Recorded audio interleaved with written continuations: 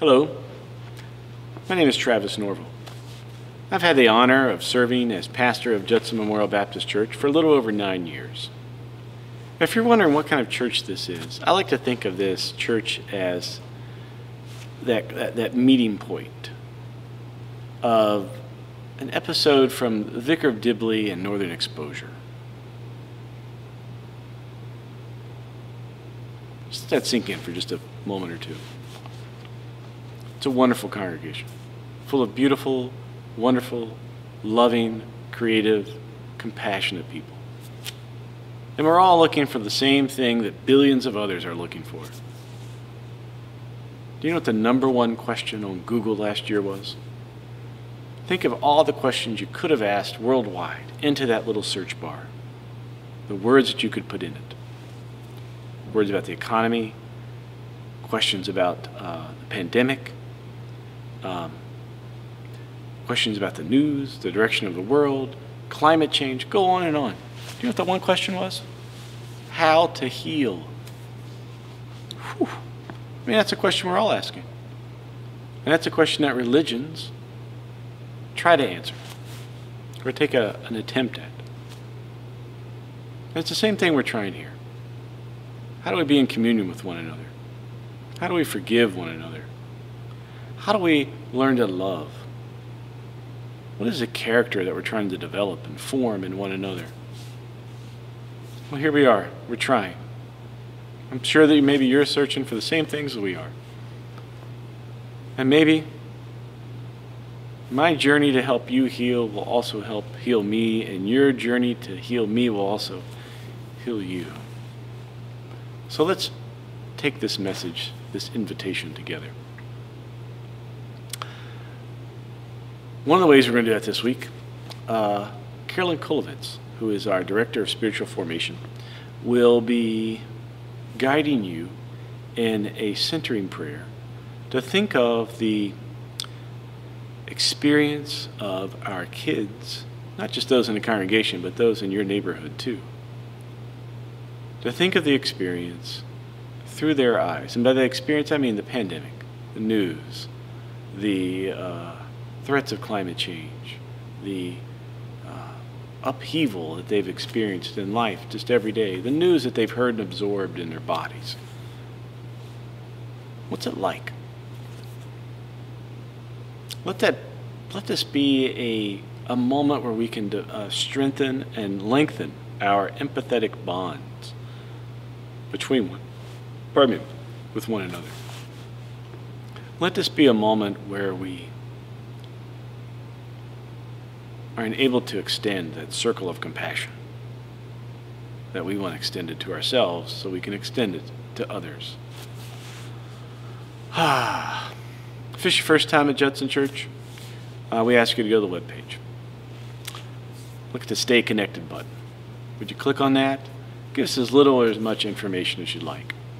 Don't think of this as a door knock, with somebody having a clipboard, just wanting the information, we're going to the next door. No, think of this as, knock on your door, but then, hey, let's sit on the front step, let's sit on the porch, let's just have a cup of tea and talk a little bit, get to know one another. Think of it that way. We're going to send you, if you sign up for it, we'll send you a couple emails on Wednesdays and Fridays. On Wednesdays, I kind of write a pastoral letter. I'm going to write about tomorrow I'm going to write about the bike commute reports and what that's been like.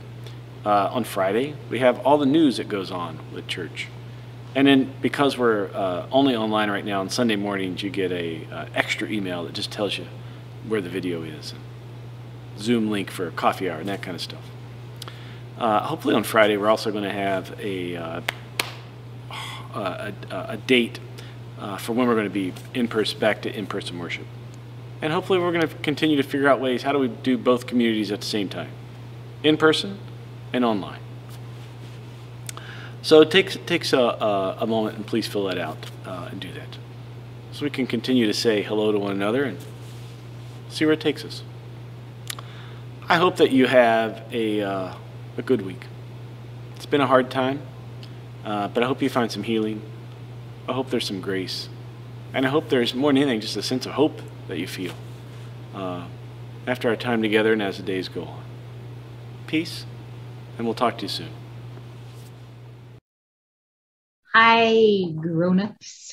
I have exercise for us to do today to kind of get into the shoes of the young people all around us, kids and teenagers, and to sort of better understand what is happening in that population. So this month, as you all are very aware, is the anniversary of the insurrection at the Capitol. And I'd like you to take a moment to think back to when you were, say, 12, 13 years old. Take a minute now to think back to that time, sort of what was going on around you, what was going on for you, what your concerns were, what your interests were, all of that.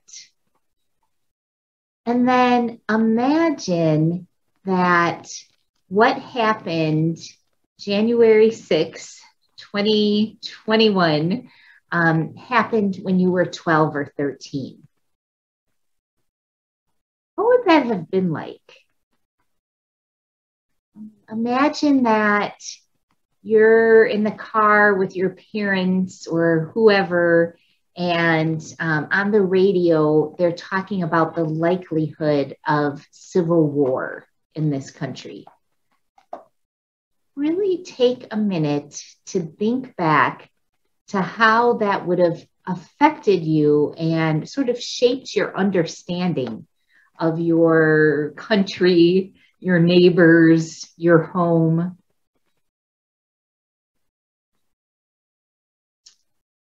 And then think about what it would have been like at 12, 13 years old for the pandemic to be happening, in terms of going to school from your bedroom, for example, and not having that time in the hallways or, outside the building in the cafeteria with your friends. But just all of school is a square like this. And that's how you're expected to spend your school days and learn as a kid. And now imagine that you were 12 or 13 when the murder of George Floyd happened. Really go back to your childhood and your impressions of police, of people in uniforms of authority. And then imagine that the awareness of widespread police brutality of Black people and brown people, imagine that awareness was exploding in the public when you were 12 or 13 years old. How would that shape your thoughts, your understandings about safety, for example, about who you could turn to in a crisis? Just imagine what that would be like when you were 12 or 13, and all the ugliness of racism was coming to light. All of the ugliness of sexual exploitation and the Me Too movement was coming to light. And of course, we can appreciate that awareness is a big move in a positive direction, and it's a good thing. But still, imagine taking it all in as a young person and how that would affect you. And imagine that when you were 12 or 13, climate change was causing superstorms to become a regular occurrence. Imagine when you were 12 or 13 and there were headlines about when New York City will be underwater. Imagine the glaciers melting, awareness of that. I mean, I know when I was 12 or 13, there was talk about pollution and smog and things that seemed like they could be cleaned up and it would be okay. But imagine what kids today are, what their sort of idea of the future, how it's shaped by things happening today. And the reason that I'm having you think about this, and I could go on for a while with a list of really hard things that our young people are going through and sort of putting ourselves in their shoes.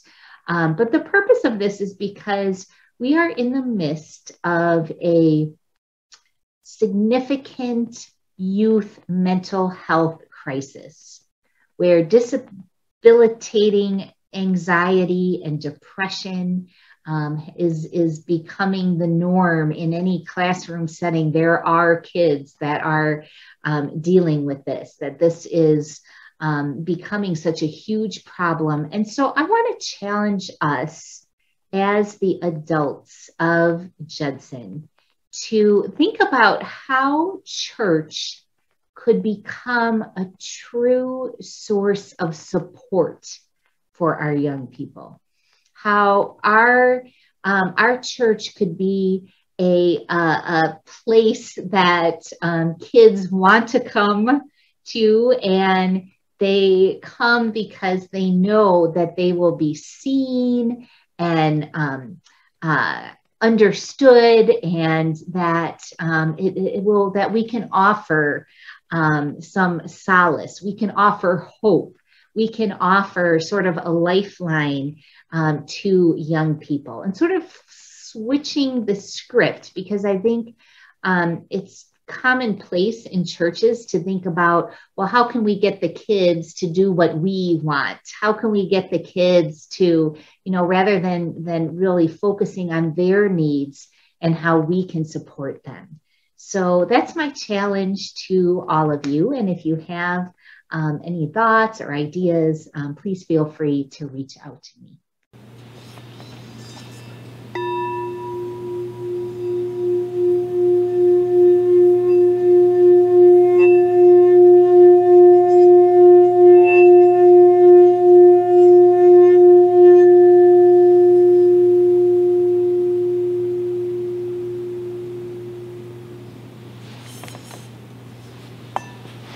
May it serve as our call to prayer.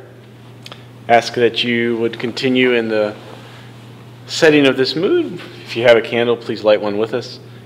Maybe you don't have a candle, just turn a lamp on. Maybe take your shoes off, just get comfortable. Be in a good place.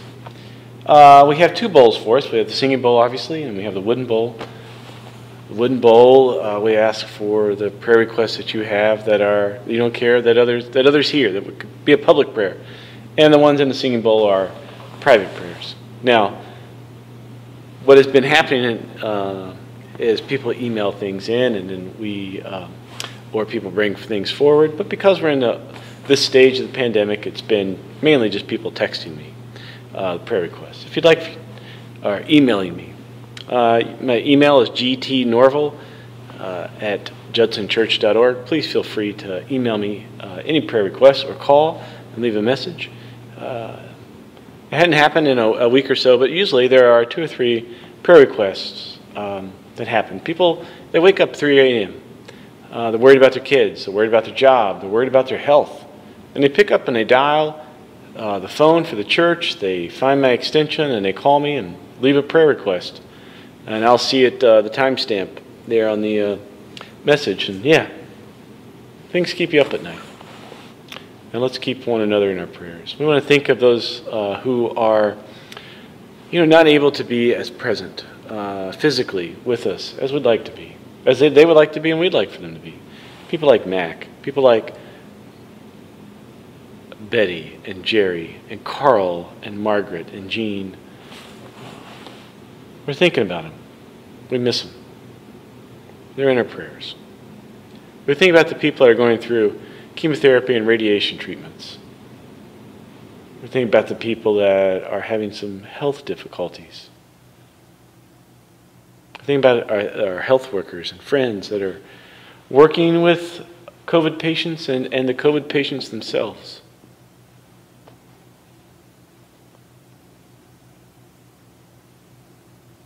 We think of ourselves, these bodies of ours are somewhat exhausted, and yet the world still needs us. And out of the foundations, from these broken souls, can come amazing things. So let us remember that. I'd ask you at this time just to take some silence, press pause, and then I will lead us in a prayer, in the Lord's Prayer after that, when you're ready. Let us pray the prayer Jesus taught us to pray. Our Father, our Mother, our Creator, who art in heaven, hallowed be thy name. Thy kingdom come, thy will be done, on earth as it is in heaven. Give us this day our daily bread, and forgive us our debts, as we forgive our debtors.